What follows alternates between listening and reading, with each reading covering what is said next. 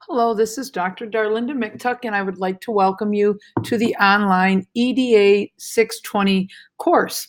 So for about the next 15 weeks or so, we'll be spending time together learning about evaluating teachers based on 9 requirements from New York State. Now, what you're seeing right now is what would be the course homepage.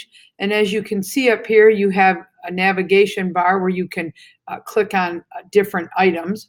Yours may not look exactly like mine because, of course, I'm signed in as myself as the facilitator. But I am on the course home, which you could click on up here and go to the course home. When you log in, you will see a news item here, and you'll actually see the link for this video. So no worries there. Now, what I would like to do is just tell you a few things about the course and help you get around in the course. So after you come in here on the course home, I'm going to click on content. When I click on content, or you click on content, you will see overview.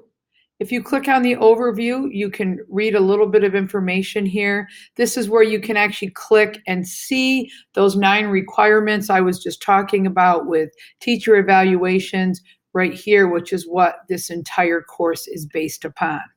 So after you look at that, it tells you to go ahead and please start here with Module 1. It also reminds you that the final exam, not really remind you, telling you for the first time that the final exam is due on December 15th, 2018. I tell you that because that is a hard date. It must be in by that time because then grades are due. So no worries there, just letting you know that that's due. Now, you'll also notice that Module 1 is visible today, but after that, nothing is visible till September 2nd. Not an issue. I hope to open things up a little bit earlier than that, and then at that point, all the modules will be open. So every module for every week will be open. Again, just not right now. We're just going to focus on Module 1, which is just getting started, getting to know each other. So no worries there. I'm going to go ahead and click on Module 1 as it told me to do. You'll actually see there's a checklist here, and it reminds you that everything is due September 2nd by 11:30. And you can see you can run down and you can see all the different things that you have to do for this module.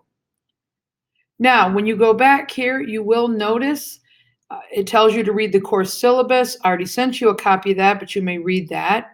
This is actually our entire schedule here as a table, which is really the last page of the course syllabus. So you'll notice you'll have things due right through November 18th, and then there's a bit of a gap because then nothing is due until December 2nd. That's because of the Thanksgiving break. And then you'll also notice from December 2nd to December 15th, there's a gap because that's when you're actually working on your final exam. So you do get some downtime at the end to work on that. You'll also notice there's discussion expectations. You need to read through those. It's very specific. You'll notice that based on the rubric right here, each discussion post is going to be worth 10 points. Notice you either get 0 or 2. So for example, you'll notice that it says meets the initial discussion post deadline. You must put your initial discussion post by Thursday. Otherwise, you lose 2 points. After that, you have until Sunday of that week. And keep in mind, the week starts on Monday, ends on Sunday, the way this course is set up. So everything is going to be due on Sunday except the final exam, which is Saturday, December 15th. Otherwise, everything is due on a Sunday, and it does say by 11:59, so no worries there. But notice that, again, you must put your initial post by Thursday. That's so everybody has a chance to get in, see initial posts, and have a few days to respond. So, again, read through that. It's very specific as to how your discussion post will be graded. And you'll also see a link to that in every discussion post. This is a referencing guide. It's just quick and easy. It's only a couple of pages. You will be expected to know how to cite your sources. And you're also expected to use sources, not just say, oh, I believe this or I think this. So when you reference something, again, you should be citing that right within your body of work, which would look like this. So you'd have the sentence and you'd have the reference after that. and then the citation, you'd have the reference list. So just remember, you are expected to be citing references to support and back up anything that you're writing about. Down here is just a link for desire to learn. Notice it talks about a current and a prior. So prior to May 17th, it looked one way. So if you didn't take a course over the summer, it may look a little bit different to you, but don't worry about that.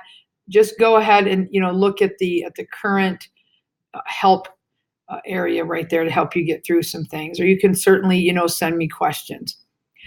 Task Stream, I just want you to know that I have nothing to do with Task Stream. This is all from Canisius. Also, if you notice right here, this says Task Stream info, how to sign up. That's where you need to start. And actually, you'll see, if you go back into the content, you'll actually see there is a area that actually tells you to click on this Task Stream info, how to sign up. And you'll notice in there it says if you're a graduate student, you are expected to purchase your own account for the length of your studies. So I suggest if you don't know how to set up your Task Stream account, you need to get in here. You need to read this first.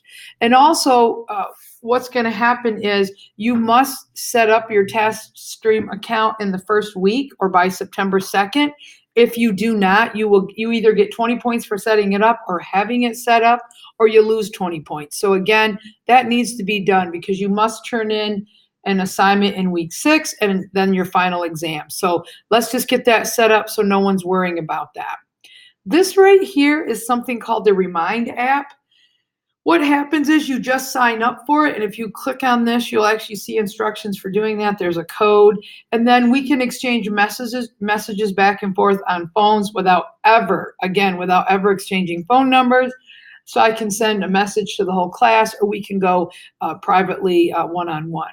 You will be expected to change your profile image. Or not necessarily change it. I'm sorry. You are expected to have one. So if you already have one, don't worry about it. If you don't, you need to get one because you'll either get 20 points for having one or 0 points for not by September 2nd at 11:30.